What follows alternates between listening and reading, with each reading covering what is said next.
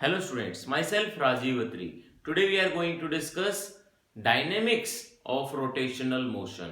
Students, अभी तक की क्लासेस के अंदर हमने काइनेमेटिक्स पढ़ा, सेंटर ऑफ मास पढ़ा और रोटेशनल मोशन को थोड़ा इंट्रोड्यूस करवाया. आज की क्लास के अंदर हम डायनेमिक्स पढ़ेंगे. अगर आपको फर्स्ट, सेकंड, थर्ड लेक्चर देखना है, ये हमारा लेक्चर नंबर 4 है, तो प्लेलिस्ट सेक्शन में जाके सिस्टम ऑफ पार्टिकल के नाम से प्लेलिस्ट बना रखी है, उसके अंदर आप लेक्चर फर्स्ट, सेकंड, थर्ड देख सकते हो. चलिए स्टार्ट करते हैं आज का लेक्चर रोटेशनल मोशन का dynamics.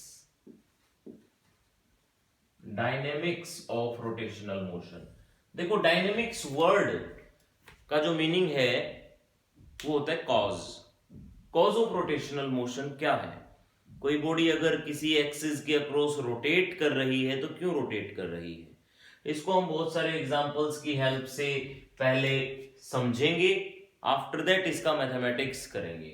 Okay, so example number 1, अगर आप अपने रूम के डोर को रोटेट करवाना चाहते हो, सो रोटेट करवाने के लिए जो आप फोर्स लगाते हो, वो फोर्स, या ये मान लो आपकी जो डोर का हैंडल है वो एक्सट्रीम एज पे होता है, एक्सट्रीम एज, एंड वही हैंडल आपका सारा का सारा इंपैक्ट अपने ऊपर एग्जर्ट करवाता है. जो वो हैंडल है, वो हैंडल एक्सट्रीम एंड पे ही क्यों होता है? अगर वो हैंडल इस एंड पे हो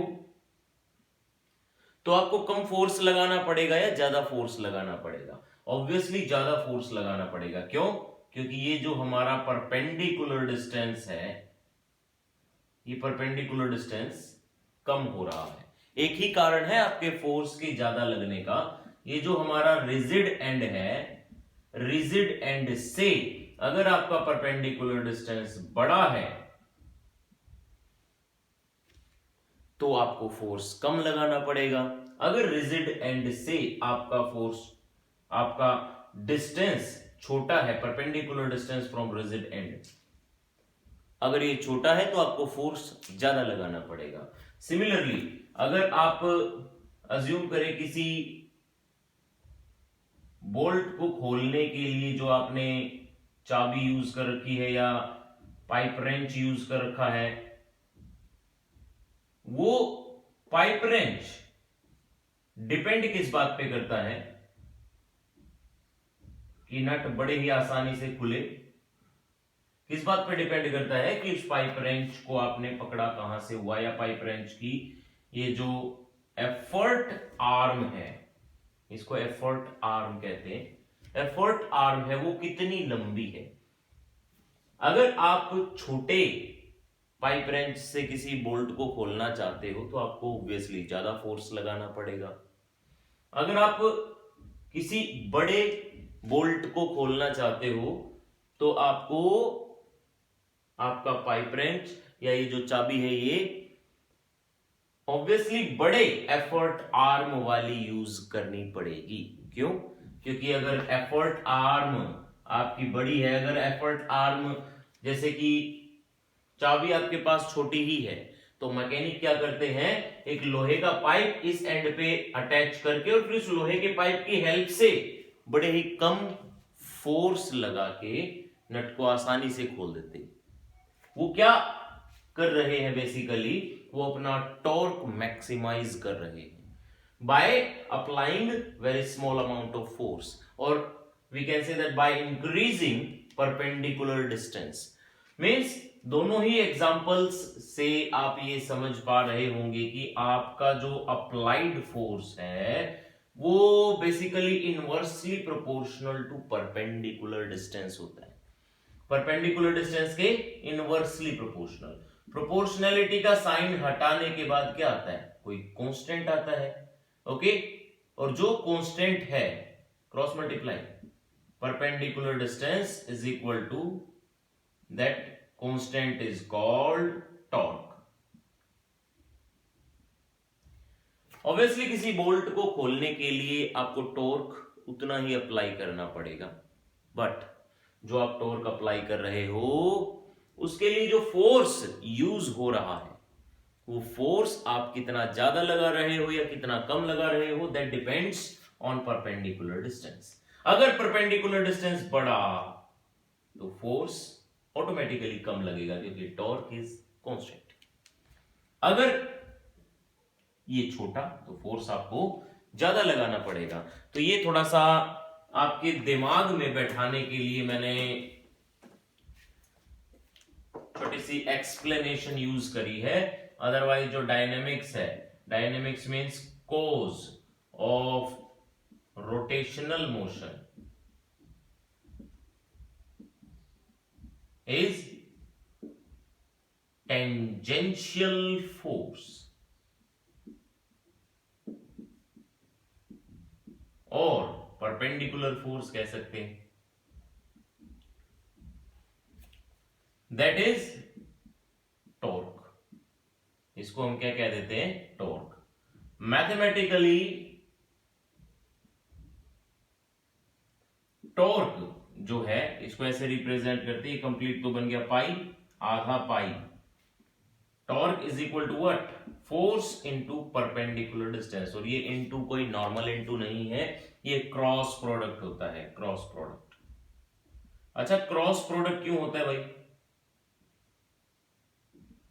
क्रॉस प्रोडक्ट इसलिए होता है अगर आप किन्हीं दो फिजिकल क्वांटिटीज को मल्टीप्लाई कर रहे हो और उससे एक ऐसी फिजिकल क्वांटिटी आ रही है जो खुद में एक वेक्टर है, तो आपका मल्टीप्लीकेशन नॉर्मल मल्टीप्लीकेशन नहीं है, वो cross product of two vectors है।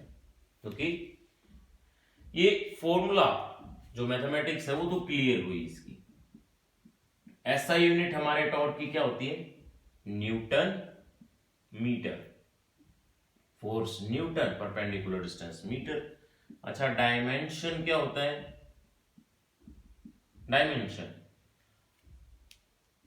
फोर्स का डायमेंशन है mlt minus two, perpendicular distance का dimension ml2 t minus to.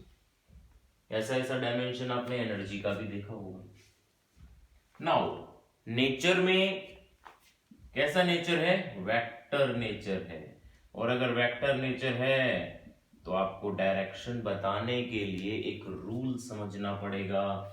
Obviously अगर कोई चीज क्रॉस प्रोडक्ट का रिजल्ट है तो क्रॉस प्रोडक्ट आप वेक्टर चैप्टर में सीख के आए हो कि अगर कोई फिजिकल क्वांटिटी क्रॉस प्रोडक्ट का रिजल्ट आ रही है तो उन दोनों के परपेंडिकुलर डायरेक्शन में हमारा रिजल्टेंट वेक्टर लाई करेगा। फॉर एग्जांपल, अगर आप इस बोल्ट को रोटेशन दे रहे हो, फील करो, अगर आप बोल्ट को ऐसे रोटेट कर रहे हो, ऐसे, तो क्या हो रहा है, जो आप ऐसे रोटेशन दे रहे हो क्या हो रहा है, टाइट हो रहा है नट। और जो आपका टाइट हो रहा है नट है या बोल्ट है, जो भी टाइट हो रहा है, तो उसकी डायरेक्शन ऑफ सस्पेंशन किस डायरेक्शन होगी, inside to the board.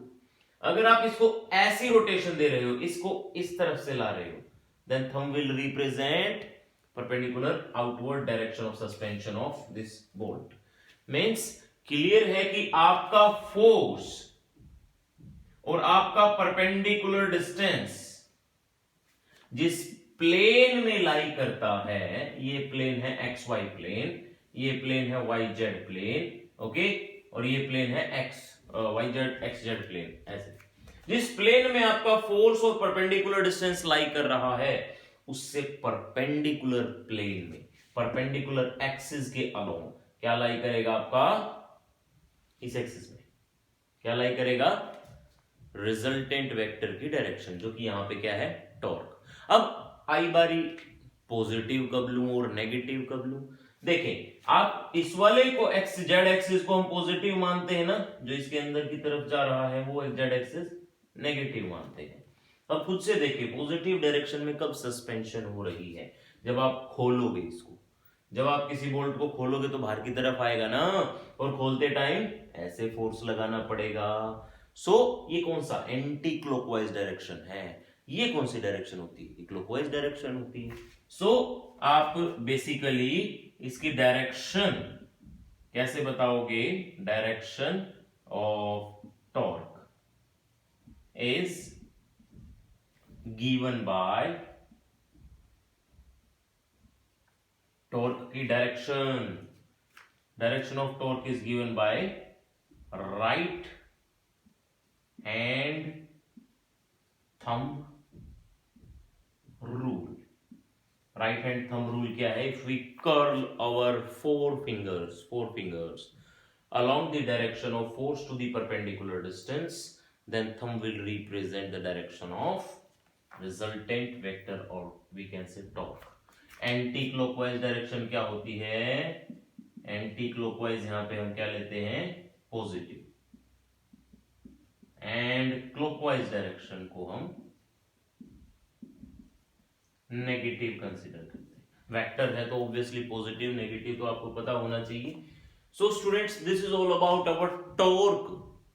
Torque कोई एक छोटी मोटी फिजिकल क्वांटिटी आप ना मान के चलें, ये खुद में एक कंसेप्ट है।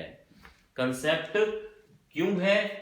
देखिए, जब आप यहां फोर्स लगाओ, यहां फोर्स लगाओ, यहां फोर्स लगाओ, आपके फोर्स की मैग्नीट्यूड धीरे धीरे डिक्रीज होती जा रही है जैसे जैसे परपेंडिकुलर डिस्टेंस इंक्रीज होता जा रहा है।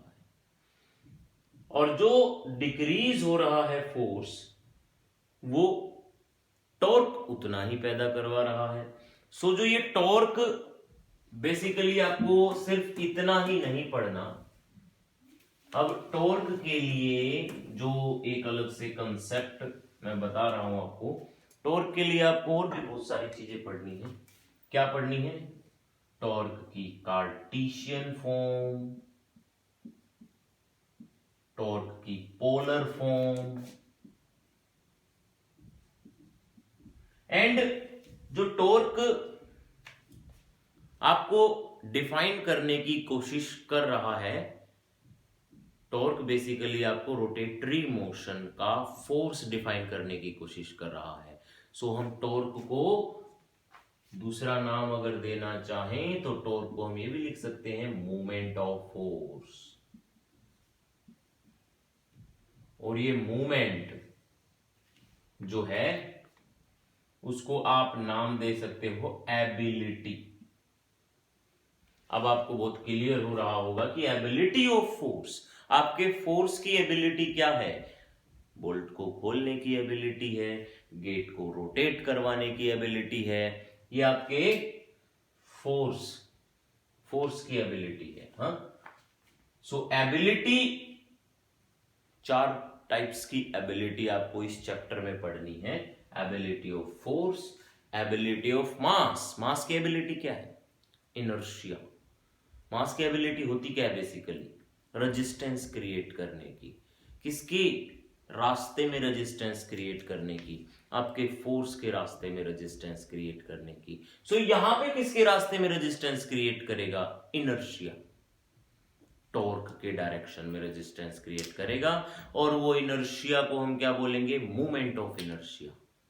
मूवमेंट ऑफ इनर्शिया क्या होता है? Movement of inertia is similar to mass in linear motion.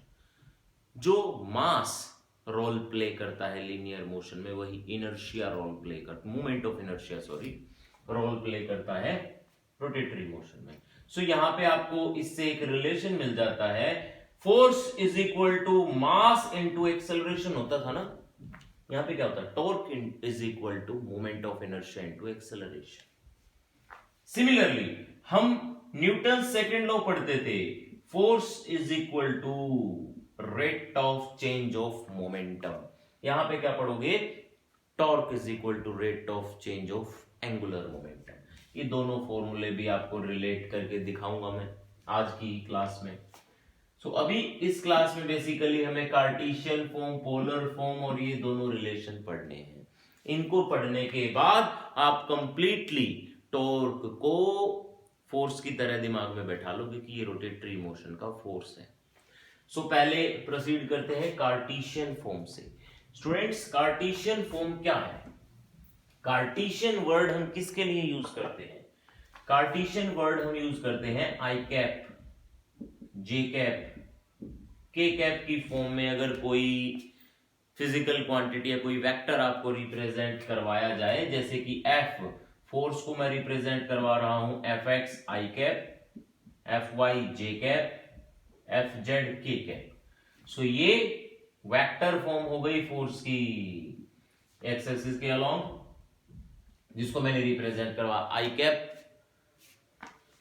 से मल्टीप्लाई करवा के। अब I cap J cap K cap क्या होते हैं? ये यूनिट वेक्टर्स होते हैं along X axis, along Y axis, along Z axis. Unit vector क्या है? Unit vector are the vector that having magnitude equal to 1। जिसका मैग्नीट्यूड 1 के बराबर हो उसको हम यूनिट वेक्टर कह देते हैं। और अगर जिसका मैग्नीट्यूड 1 के बराबर हो वो किसी फिजिकल क्वांटिटी से मल्टीप्लाई हो जाए तो मैग्नीट्यूड में तो कोई चेंज आएगा नहीं, बट उस फिजिकल क्वांटिटी को डायरेक्शन प्रोवाइड हो जाएगी। तो अगर एफ एक्स को आई कैप के साथ मल्टीप्लाई कर दिया तो ये क्या हो गया? एक vector, force vector along X axis, force vector along Y axis, force vector along Z axis. So अगर आप कार्टेशियन फॉर्म रिप्रेजेंट करना चाहते हो परपेंडिकुलर डिस्टेंस को भी कार्टेशियन फॉर्म में रिप्रेजेंट एक्स आई कैप, वाई जे कैप, जेड के कैप, ऐसा लिख सकते हैं, बिल्कुल लिख सकते हैं। सो अगर कार्टेशियन फॉर्म आपको जाननी है तो क्रॉस प्रोडक्ट करना आना चाहिए, क्योंकि टॉर्क क्या है? आपको टॉर्क की कार्टेशियन फॉर्म चाहिए ना, तो फोर्स की कार्टेशियन फॉर्म का क्रॉस प्रोडक्ट करो परपेंडिकुलर डिस्टेंस की कार्टेशियन फॉर्म के साथ। और क्रॉस प्रोडक्ट कैसे किया जाता है आपको पता है, I cap J cap K cap. I cap के नीचे आई कैप के कोऑर्डिनेट्स रखते हैं X F Y and Y F Z and Z. मैं दोबारा से यहां पे आई कैप लिख रहा हूं, समझ में आएगा आपको क्यों लिख रहा हूं। एक्स क्रॉस प्रोडक्ट एक तरह से किसी मैट्रिक्स का डिटरमिनेंट होता है। आपको 12th क्लास में ये चीजें बहुत अच्छे से सिखाई जाएंगी। 12th क्लास में मैट्रिक्स मैथ्स में पूरी की पूरी एक्सरसाइज है। सो अभी फिलहाल जो रूल हम समझा रहे हैं उस रूल के ऊपर कंसंट्रेट फोकस करेंगे। आप देखो क्रॉस प्रोडक्ट अगर आपको करना है तो आई cap J cap K cap, ये कार्टेशियन फॉर्म है किसकी? टॉर्क की कार्टेशियन फॉर्म निकल के आएगी। कैसे? इनका क्रॉस प्रोडक्ट करने से। क्रॉस प्रोडक्ट क्या होता है? इस मैट्रिक्स का, इसको मैट्रिक्स फॉर्म बोलते हैं। इस रो एंड कॉलम की फॉर्म में अगर कोई एडजस्ट कर दिया जाए ना उसको मैट्रिक्स फॉर्म बोला जाता है। इसका डिटरमिनेंट निकालना है। अगर आपको आई कैप के कोऑर्डिनेट्स चाहिए तो आई कैप वाली पूरी रो पूरे कॉलम को भूल जाओ, इसको इससे मल्टीप्लाई करो, इसको इससे मल्टीप्लाई करो, और जब नीचे से ऊपर मल्टीप्लाई हो रही हो ना तो एक नेगेटिव साइन साथ में लेके जाए। क्यों लेके जाए नेगेटिव साइन साथ में?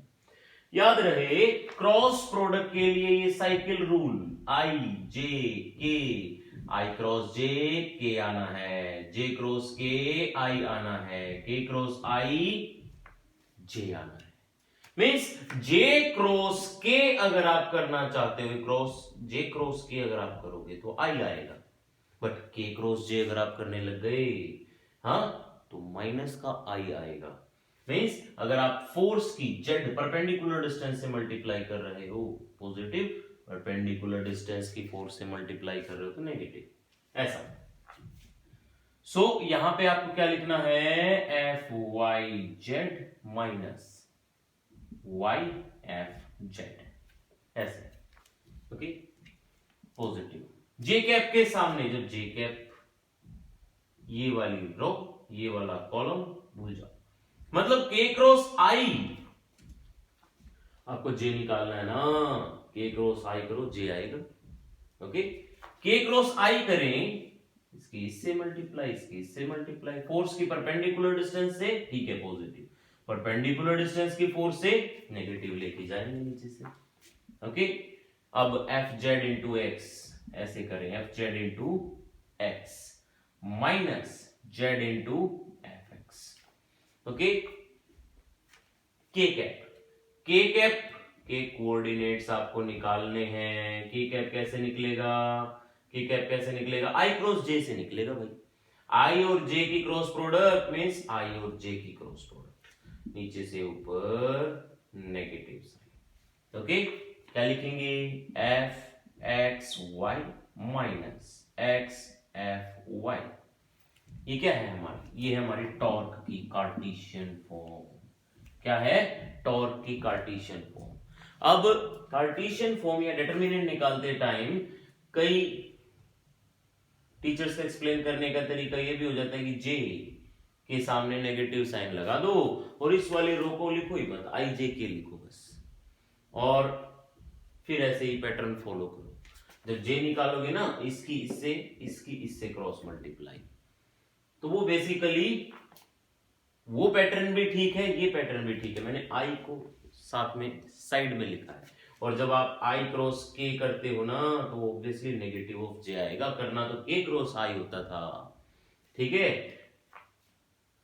समझ पा रहे होगे, शायद आप नहीं समझ पा रहे तो उस मेथड को भूल जाओ, ये मेथड याद रखो। आई को एट लास्ट दोबारा से लिख लिया करो।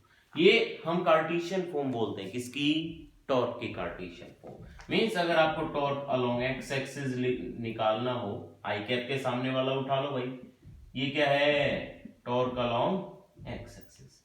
टॉर्क अलोंग वाई एक्सिस निकालना हो तो, टॉर्क अलोंग वाई एक्सिस निकालना हो तो F Z X minus Z F x.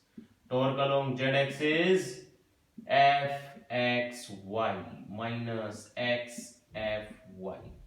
ये है हमारे टॉर्क के Cartesian coordinates.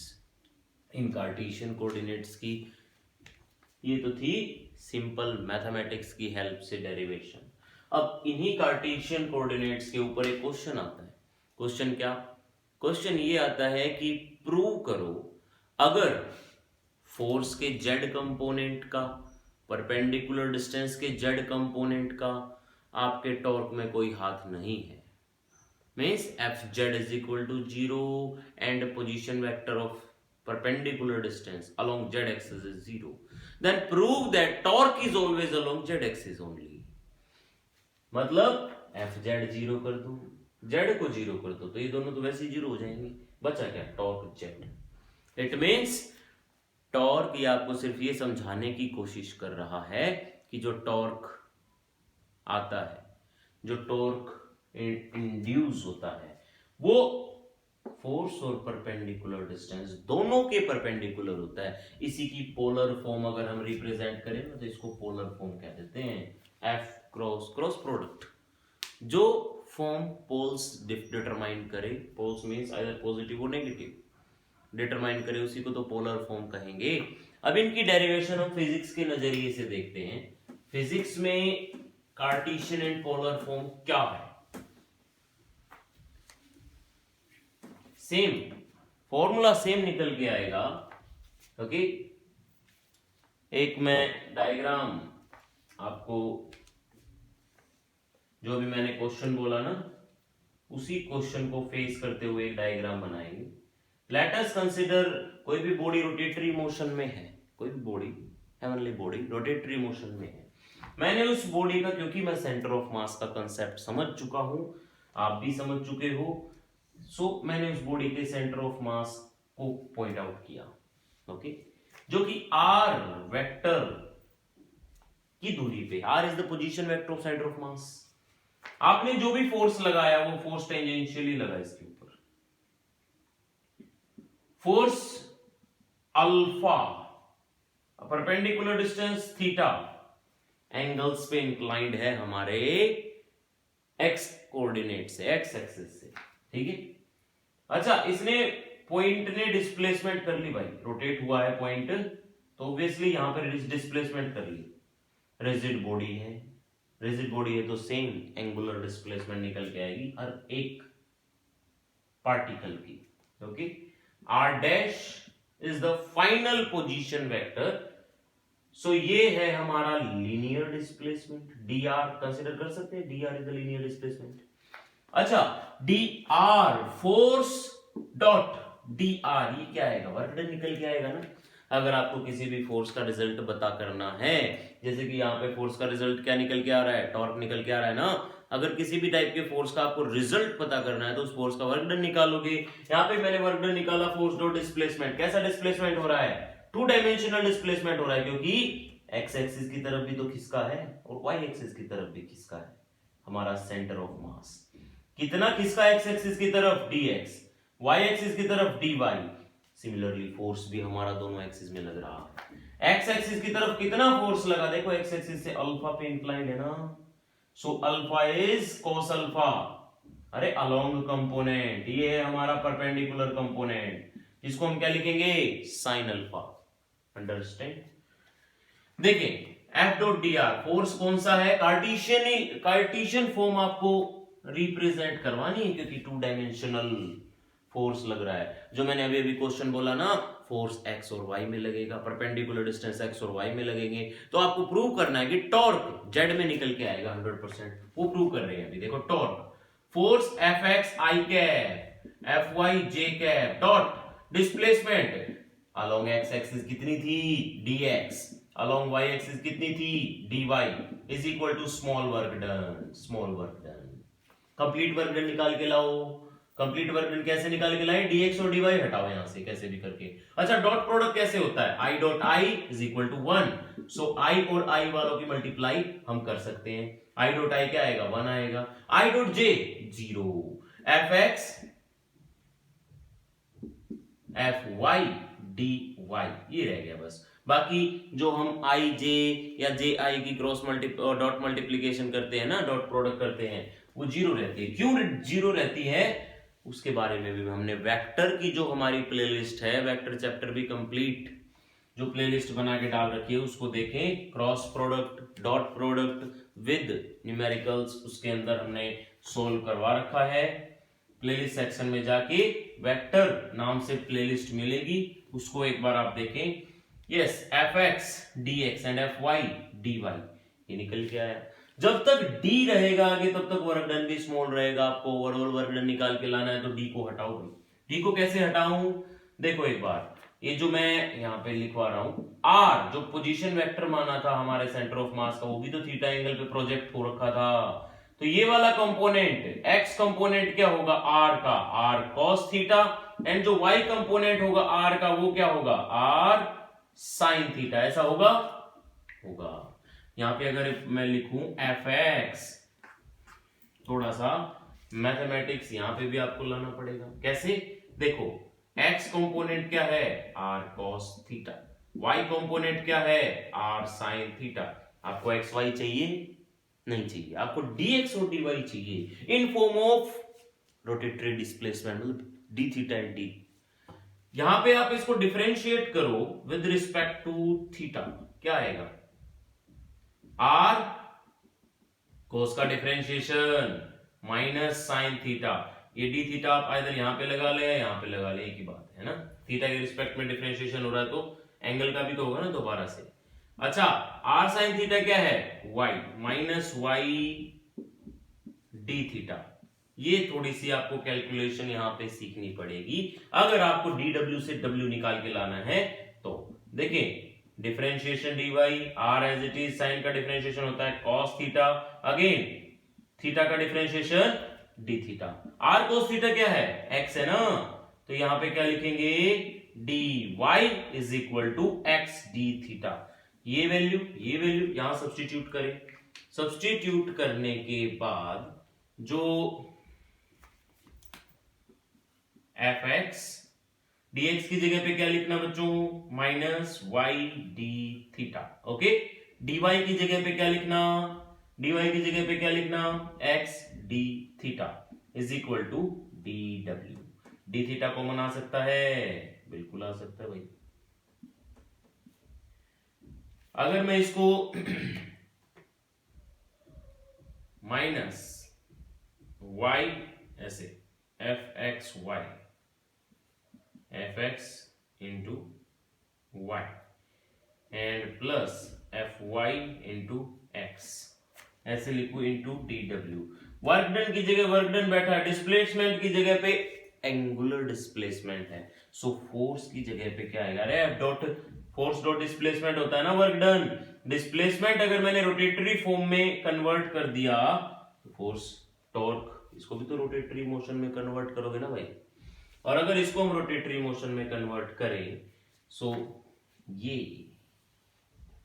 z coordinate define कर रहा है। ओके, जेड कोऑर्डिनेट जो ये डिफाइन कर रहा है, हाँ नेगेटिव साइन अगर आपको वहां एडजस्ट करना है ना, ये जो मल्टीप्लीकेशन है इसको रिवर्स कर दें, ऑटोमेटिकली नेगेटिव साइन इस तरफ एडजस्ट होगा। मींस बेसिकली जो समझने वाली बात है वो ये कि जो टॉर्क निकल के आ रहा है कि किससे, एक्स और Y component of force and perpendicular distance, वो जो टॉर्क है वो कौन सा निकल के आ रहा है, जेड एक्सिस के along. It means your torque is result of F cross perpendicular distance.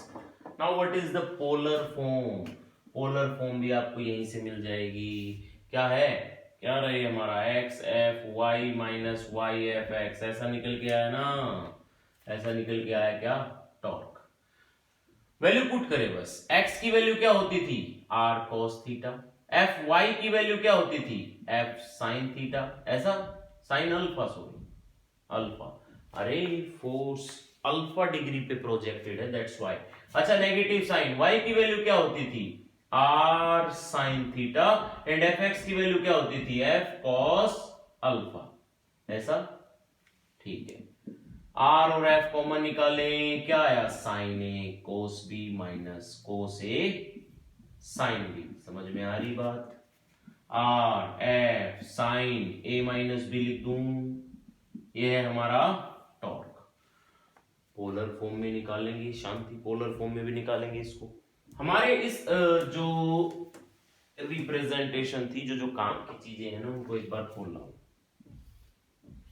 काम की चीजें क्या क्या थी, ध्यान से देखिए। X coordinate, Y coordinate, perpendicular distance से जो हमारे मास का पोजीशन वेक्टर है, और जो थीटा है, फोर्स ऐसे लग रहा था जो कि जिस लाइन के अक्रॉस फोर्स लग रहा है ना, उसको हम क्या कह देते हैं, क्या कह देते हैं, लाइन ऑफ एक्शन। क्या कह देते हैं, ऑब्वियसली आप एक्शन अप्लाई कर रहे हैं, उसके अपोज में रिएक्शन मिलता है ना, every action has an equal and opposite reaction. ये परपेंडिकुलर डिस्टेंस मैंने ड्रॉ करवाया, ये है हमारा एंगल फाई, ये है हमारा एंगल अल्फा, अंडरस्टूड। यहां से अल्फा माइनस थीटा अगर आपको निकालना है तो ध्यान से देखिए, alpha is the exterior angle, theta plus phi is the interior opposite angle, and what is alpha minus theta, this is phi. Substitute here, R phi R F sine phi, this is what, torque.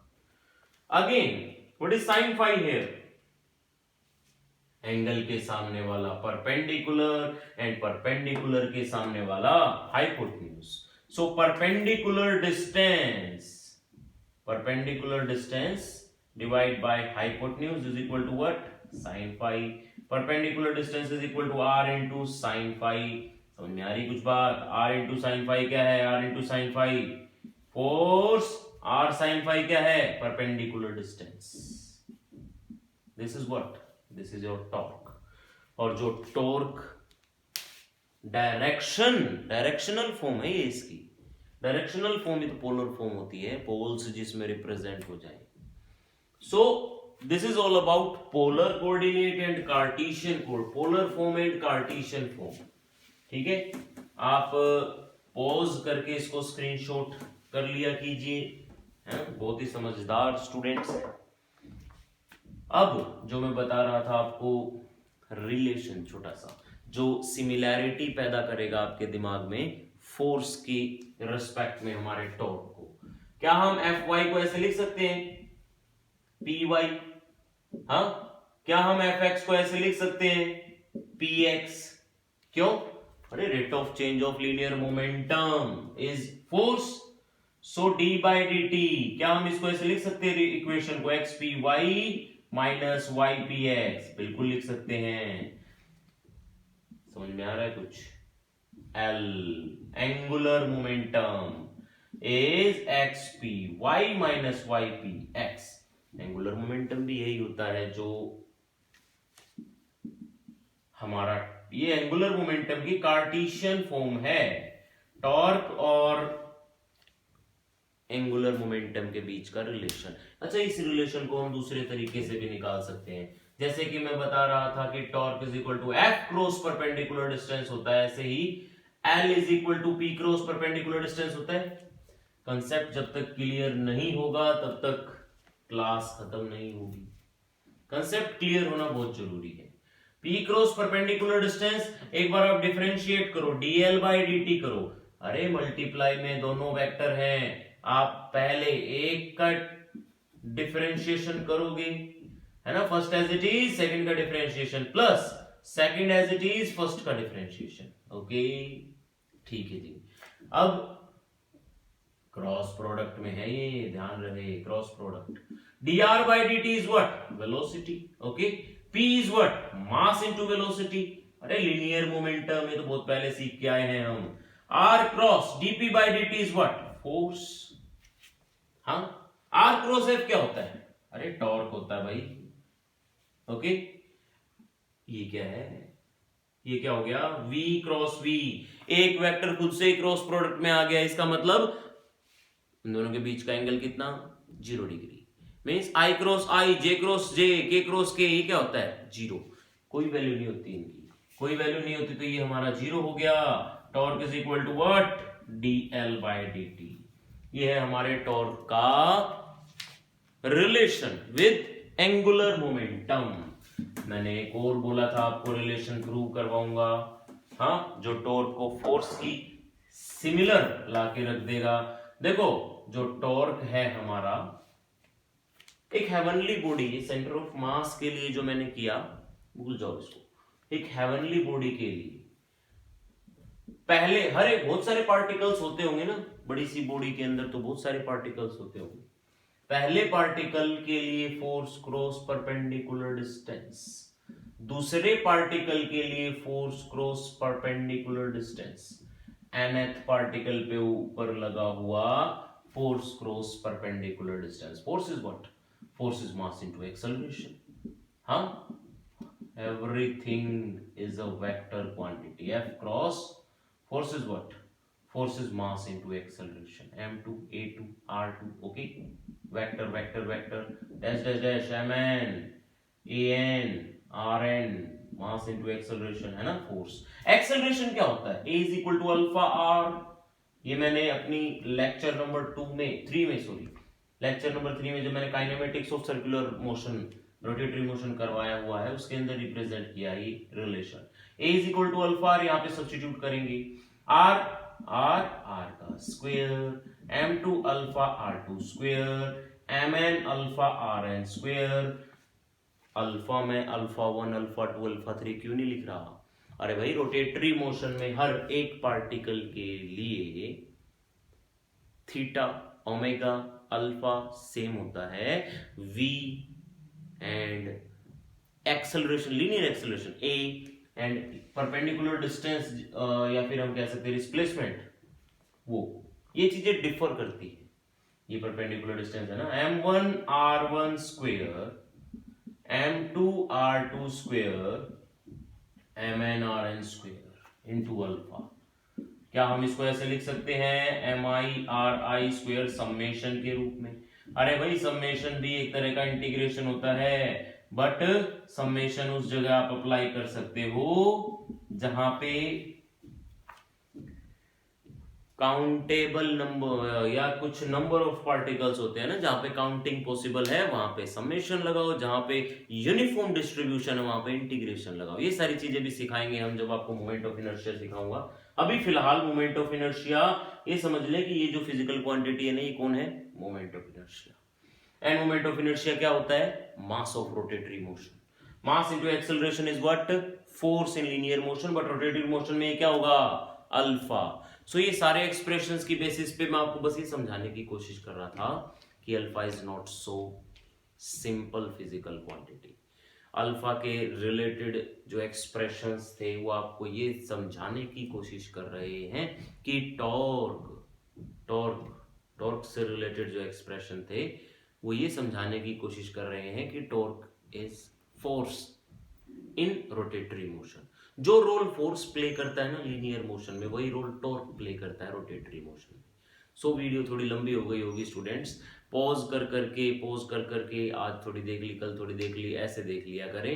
Okay, thank you for your precious time. कोई भी doubt हो तो comment section is waiting for you. Okay.